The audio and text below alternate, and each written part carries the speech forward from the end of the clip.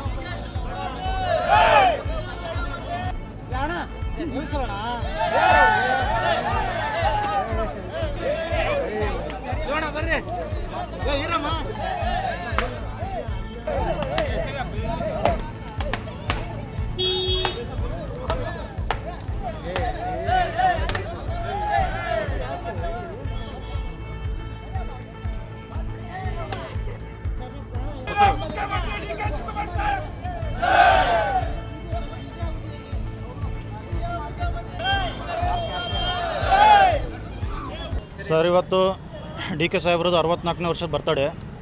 64 ವರ್ಷಕ್ಕೆ ನಾವು ಅವರು ಸಿ ಎಮ್ ಆಗಲಿ ಇದೇ ಅವಧಿಲಿ ಅಂತ ಹೇಳ್ಬಿಟ್ಟು ನಾವು ತಾಯಿಗೆ ಪೂಜೆ ಮಾಡಿದ್ವಿ. ನೀವು ನೋಡಿರಬೇಕು, ತಾಯಿ ಪೂಜೆ ಮಾಡೋ ಟೈಮಲ್ಲಿ ಬಲಗಡೆಯಿಂದ ಹೂ ಕೊಡ್ತು ಅಂದರೆ ತಾಯಿ ಆಶೀರ್ವಾದ ಸಿಕ್ಕೈತೆ ಅಂತಲೇ ಅರ್ಥ ನಮಗೆ.